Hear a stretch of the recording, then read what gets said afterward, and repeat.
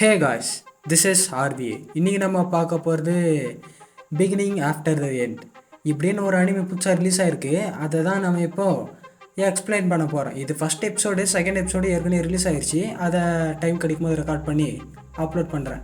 இதுக்கு கொஞ்சம் சப்போர்ட் பண்ணிங்கன்னா ரொம்ப ரொம்ப நல்லாயிருக்கும். இது ஏன் இப்போ போட்டிருக்கேன் அப்படின்னு கேட்டிங்கன்னா, இது சோலார் லெவலிங் மாதிரியே இருக்குமா, அதனால தான் போட்டிருக்கேன். சோலார் லெவலிங் எந்த அளவுக்கு ஹைப் கொடுத்துச்சு அப்படின்றது உங்களுக்கே தெரியும். இதுவும் அந்த மாதிரி இருக்கும் அப்படின்னு சொன்னாங்க, கேள்விப்பட்டேன். அதனால தான் இந்த வீடியோவுக்கு கொஞ்சம் ஆதரவு கொடுத்தீங்கன்னா ரொம்ப ரொம்ப நல்லாவே இருக்கும். ஸோ இப்போ நான் சொல்ல வேண்டியதாக சொல்லிடுறேன். இந்த வீடியோ பிடிச்சிருந்தா லைக் பண்ணிக்கோங்க. அது மட்டும் இல்லை, இந்த அனிமே பிடிச்சிருந்தாலும் லைக் பண்ணிக்கோங்க. அப்படியே சப்ஸ்கிரைப் பண்ணி வச்சுக்கோங்க. நான் சொன்னவொடனே சப்ஸ்கிரைப் பண்ண எல்லாருக்கும் ஏசப்பா கோட்டான கோட்டி நன்றி ஏசப்பா. சரி, ஓகே. எப்படி இன்ட்ரோ ஒரு நிமிஷம் தள்ளுறதுன்னு யோசிச்சுன்னு இருந்தேன். பரவாயில்ல, ஒரு நிமிஷம் வந்துருச்சு. சரி, ஓகே. தோணுதானே பேசாமல் எபிசோடு கூட போகலாம். This is beginning after the end, episode number 1. Episode ஸ்டார்டிங்கில் நிறைய பேர் இறந்து போயிருக்காங்க. அந்த இடமே ரத்த வெள்ளமாக தான் இருக்குது. இந்த மாதிரி தான் இந்த எபிசோடும் ஸ்டார்ட் ஆகுது. அங்கே ஒருத்தர் இருக்கான், நான் வந்து ராஜாவை மாறிட்டேன் அப்படின்னு சொல்கிறாங்க. அதே மாதிரி அந்த இடத்துல அவரை காலி பண்ணுறதுக்கு இன்னொருத்தனும் இருக்கான். நான் அவனை கொல்ல போகிறேன் அப்படின்ட்டு வேகமாக போகும்போது கருணே இல்லாமல் அவனை பீஸாக வெட்டியே கொண்டுட்டான். கொஞ்ச நேரம் கழித்து அந்த இடமே தரமட்டமாக இருக்குது, அழிஞ்சிக்கினே போகுது. இவர் தான் இருக்கத்தில் ரொம்ப ரொம்ப பவர்ஃபுல். நீங்கள் எல்லாம் கேட்டது என்னை பற்றி தான். அந்த கிங் நான் தான் அப்படின்னு சொல்கிறாங்க. அதுக்கப்புறம் நம்ம கிங் வந்து கொஞ்சம் கொஞ்சமாக மூழ்கினே இருக்கார். அதுக்கப்புறம் மொத்தமாக தண்ணியில் மூழ்கும் போது ஒரு பொண்ணோட வாய்ஸ் கேட்குது. அந்த வாய்ஸ் என்ன சொல்லுது அப்படின்னா, நீங்கள் ஒரு லைட்டை தேடி போகணும், அதுவும் உங்களோட புது ஜென்மத்தில் அப்படின்னு சொல்லி. அதுக்கப்புறம் அந்த இடத்துல ஒரு குழந்தை பிறக்குது. ஒரு லேடி வந்து, இங்கே பாருங்க ரே, அவங்க கண்ணு வந்து உன்ன மாதிரியே இருக்குது, அந்த உங்களோட முடி உங்களை மாதிரி அழகாக இருக்குது அப்படின்னு சொல்கிறாங்க. அதுக்கப்புறம் லிட்டில் ஆத்தர், நான் தான் அவனோட அப்பா, எங்கே சொல்ல அப்பான்ட்டு அது மாதிரி சொல்கிறேன். ஐ டோன்ட் நோ ஹிம், எனக்கு தெரியாது அப்படின்னு அந்த குழந்தை யோசிச்சுன்னு இருக்குது. அதுக்கப்புறம் I am your daddy, I am your mummy அப்படின்னு சொல்லி பேசின்னு இருக்காங்க. அப்போ இவங்க தான் எங்கள் அப்பா அம்மா அப்படின்னா, நான் போன ஜென்மத்தில் இறந்து போயிட்டேனா அப்படின்னு யோசிச்சுன்னு இருக்கான். அப்படின்னா இது ரீஇன்கார்னேஷனா அப்படின்னு மொத்தமாக குழம்பவே சுற்றின்னு இருக்கான். அதுக்கப்புறம் நம்ம ஆத்தர் வந்து கொஞ்சமாக வளர்ந்துட்டாரு. அதுக்கப்புறம் இவங்க 2 பேருமே அந்த குழந்தைய ரொம்ப ரொம்ப பத்திரமாகவே பார்த்துக்கிறாங்க. அப்போ இவங்க என்னை ரொம்ப ரொம்ப கேர் பண்ணுறாங்க போலே. அது மட்டும் இல்லை, இவர் வந்து நான் என்ன பண்ணாலும் அது ரொம்ப ரொம்ப ஜாலியாக எடுத்துக்கிறாரு. நான் எது பண்ணாலும் இவங்க சந்தோஷமாக ஏற்றுக்கிறாங்க அப்படின்னால சொல்லி என்ன இருக்காரு. அடி என்னப்பா இது, என் உடம்பை என்னால் கண்ட்ரோலே பண்ண முடியல, இதெல்லாம் ஒரு கனவாக தான் இருக்கும், நான் எப்போ இந்த கனவுலேருந்து வெளியே வருவேன் அப்படின்ட்டு எனக்கே தெரியலையே அப்படின்னு யோசிச்சுன்னு இருக்கான். அதுக்கப்புறம் தான் ஒரு சர்ப்ரைஸான விஷயம், அந்த அப்பாக்காரர் வந்து அவரோட மேஜிக் பயன்படுத்தி ஒரு பாறையை உடச்சி தகர்க்கிறாரு. அதுக்கப்புறம் அவரோட பவரை பயன்படுத்தி ஒரு மான்ஸ்டரை கொள்கிறாரு. இந்த மாதிரி ஏகப்பட்டது பண்ணதுக்கப்புறம் தான் தெரியுது, இந்த உலகத்தில் எல்லா மேஜிக்கும் கொஞ்சம் வித்தியாசமாகவும் இருக்குது அப்படின்னு சொல்கிறாங்க. அப்படின்னா அவங்கவுங்க வெப்பனை அவங்க வச்சுக்கிறதுக்கு இங்கே உரிமை இருக்குது அப்படின்னு நினைக்கிறேன். இந்த உலகத்தில் நாலேஜ் தான் பவர் போல். சீக்கிரம் நம்ம ஒரு நாலேஜை வளர்த்துக்கணும். இந்த சரௌண்டிங்கை நம்ம எப்படி புரிஞ்சுக்கிறோம் அப்படின்றத நம்மளே தான் யோசிச்சு தெரிஞ்சுக்கணும் போல் அப்படின்னால யோசிச்சுன்னு இருக்காங்க. அதுக்கப்புறம் இந்த அப்பாக்காரர் வந்து, ஐயோ உன் கை ஃபுல்லாக ரத்தமாக இருக்குது, நான் எப்படி இவனை கட்டி பிடிக்கிறது அப்படின்னு யோசிச்சுன்னு இருக்கான். அவன் ஏன் அப்படி யோசிச்சுன்னு இருக்கான் அப்படின்னா, அவன் ரொம்ப பவர்ஃபுல் ஆகணுமா. ஏன்னா அவன் போன ஜென்மத்தில் தூங்க போனால் கூட அவனால் தூங்கவே முடியாது, ஏன்னா ஏகப்பட்ட எதிரிகள். ஸோ அவன் நிம்மதியாக தூங்கிறதுக்காக அவன் பவர்ஃபுல்லாக மாறணும் அப்படின்ட்டு யோசிச்சுன்னு இருக்கான். அதுக்கப்புறமா சில மாதங்கள் போகுது.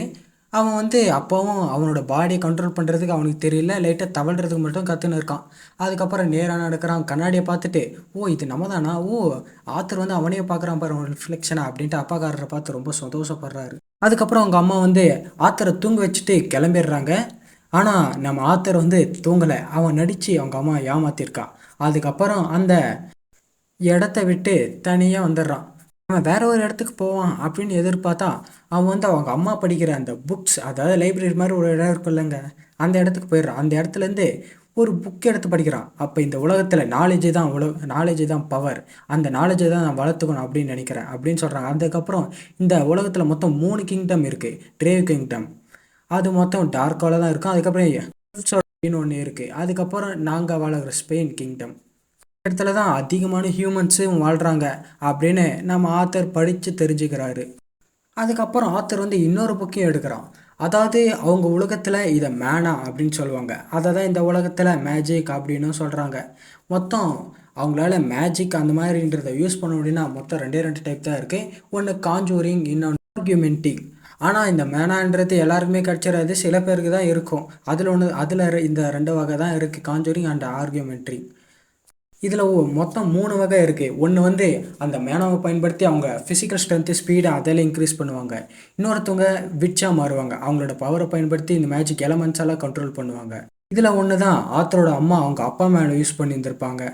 அதுக்கெல்லாம் முதல்ல இந்த மேனா ஒரு குறிப்பிட்ட இடத்துக்கு கொண்டு வந்து அதை ஒரு மேனா கோராக மாற்றணும். அப்போ தான் நம்மளால் பவர்ஃபுல்லாக மாற முடியும், ஒரு பவர்ஃபுல் மேனாவை க்ரியேட் பண்ணி அதை யூஸும் பண்ண முடியும் அப்படின்ட்டு ஆத்தர் யோசிச்சுன்னு இருக்காரு.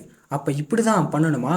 அப்போ என்னோடய மொத்த மேனா பவரையும் உள்ளே எடுத்துன்னு வரணும், அதாவது குறிப்பிட்ட ஒரு இடத்துக்கு மேலே, அதாவது என்னோடய கோர்கிட்ட எடுத்துகிட்டு வரணும் அப்படின்ட்டு ஆத்தர் யோசிச்சுன்னு இருக்காரு. அவனோட நாலேஜ் பாஸ்ட்டில் ரொம்ப ஒரு பெரிய வெப்பனை யூஸ் ஆகிருக்கு. அதே மாதிரி தான் இந்த உலகத்திலும் நான் யூஸ் பண்ண போகிறேன் அப்படின்ட்டு ஒரு மேனா பவர் உள்ளே கொண்டு வரும்போது அவங்க அம்மா தூக்கிக்கின்னு வந்துட்டுருக்குறாங்க. ஓ, நீ வந்து மறுபடியும் அசிங்கம் பண்ணிட்டியா அப்படின்னு யோசிச்சுக்கும் போது, ஐயோ அப்போ இவங்களை எதுவும் கண்டுபிடிக்கலையா அப்படின்னு தெரிஞ்சுக்கிட்டு அவன் வேணுனே அசிங்கம் பண்ணிடுறான். எனக்கு தெரியும் அப்படின்ட்டு சொல்கிறாங்க. என்னோடய குட்டி பையன் ரொம்ப ரொம்ப அழகாகவே விளாட்றான், ரொம்ப நல்லவன் விளாட்றான். ஆனால் எனக்கு இருக்கிற ஒரு வருத்தமான விஷயம்னா அவன் சிரிச்சே பார்த்ததில் பிறந்ததுலேருந்து.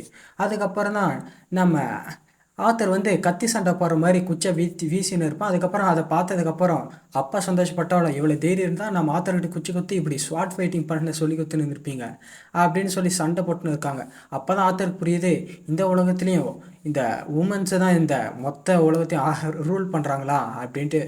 அதுக்கப்புறம் நம்ம ஆத்தர் வந்து அவங்க அம்மா வந்து வேறு ஒரு இடத்துக்கு கொண்டு போவாங்க, மார்க்கெட் மாதிரி இடத்துக்கு. அந்த இடத்துல வெப்பன்ஸ் எல்லாம் பார்த்துட்டு இதெல்லாம் நார்மலாக தான் இருக்குது அப்படின்னு யோசிச்சு சுற்றின்னு இருக்காங்க. அதுக்கப்புறம் நிறைய பேரோட மேஜிக் பவர்ஸ் அதெல்லாம் பார்த்து கொஞ்சம் வியந்து பார்த்தாலும் அதெல்லாம் நார்மல் தான் அப்படின்ட்டு யோசிச்சுன்னு இருக்கான். அதுக்கப்புறம் இந்த அப்பாக்காரர் வந்து நம்ம பையனுக்கு ஒரு சில மேஜிக் ட்ரிக்ஸை பண்ணி காமிக்கலாம் அப்படின்ட்டு அப்படி இப்படியும் அவரோட மேஜிக் பவர்ஸால் யூஸ் பண்ணி காமிக்கிறாரு. அதை பார்த்து நம்ம ஆத்தர் வந்து வியந்து பார்த்துன்னு இருப்பான். அதுக்கப்புறம் அவங்க அம்மா வந்து, இப்போ உங்கள் அப்பா வந்து என்ன பண்ண போகிறாரு தெரியுமா, இந்த பூமியை அதிர வைக்க போகிறாரு அப்படின்னு சொல்லுவார். அதுக்கப்புறம் தான் அவங்க அப்பா வந்து இந்த மொத்த இடத்தையும்லாம் இல்லை, இந்த நார்மல் இந்த சுற்றி இருக்கிற இடத்த மட்டும் லைட்டாக அதிர இருப்பார். அதை பார்த்து ஆத்தர் ஷாக் ஆயிடுவான். அதுக்கப்புறம் தான் இந்த மேஜிக் மேலே அவங்க அப்பா மேலே கொஞ்சம் இன்ட்ரெஸ்ட் வந்திருக்கும். இப்போ இதை தூங்குறதுக்கான நேரம் அப்படின்ட்டு அவங்க அம்மா கூட்டின்னு போகிறாங்க. அதுக்கப்புறம் இல்லை நான் புக்ஸ் படிக்கணும் அப்படின்னு, இல்லை நீ தூங்குற நேரம் அப்படின்னு சொல்லும்போது இந்த குழந்தைகளெல்லாம் பாவம் பார்க்கும்ல, அந்த மாதிரி ஒரு பார்வை காமிச்சு சரி கொஞ்ச நேரம் தான் அப்படின்ட்டு புக்கு கொடுத்து உட்கார வச்சிட்றாங்க. அதுக்கப்புறமா இந்த 2 வருஷத்துல நான் நிறைய நாலேஜ் கற்றுக்கினேன். சரி இப்போ எனக்குள்ளே அந்த மேனா பவரை கண்ட்ரோல் பண்ணி என் கோருக்கு கொண்டு வர போகிறேன் அப்படின்ட்டு மொத்த மேனாவே அவனோட கோர் கொண்டு வந்து கோர்க்கியாக மாற்றலாம் அப்படின்ட்டு யூஸ் பண்ணியிருக்கான். அதுக்கப்புறம் நம்ம ஆத்தரோட அப்பா வந்து மரத்தை பூச்சி வளைச்சுன்னு இருக்காரு. அதுக்கப்புறம் திடீர்னு பார்த்தா அந்த மொத்த வீடும் வெடிக்குது.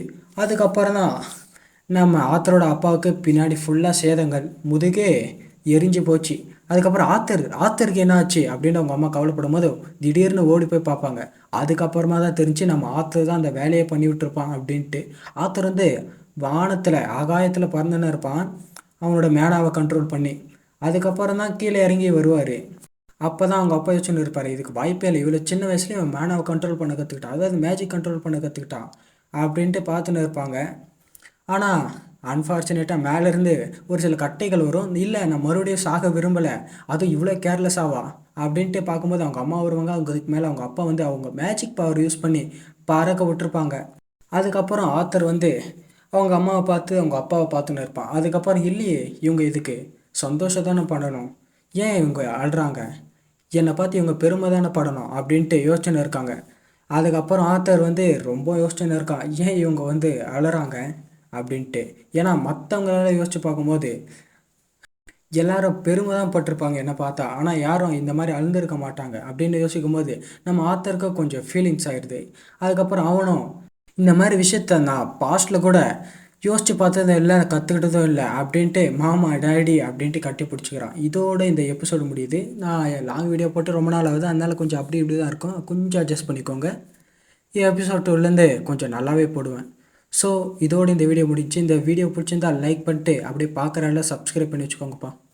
கீழே இன்ஸ்டாகிராம் ஐடி இருக்குது, கொஞ்சம் ஹெல்ப் பண்ணுற விதமாக ஃபாலோ பண்ணிங்கன்னா ரொம்ப ரொம்ப நல்லாயிருக்கும். சரி, ஓகே, டாடா கைஸ்.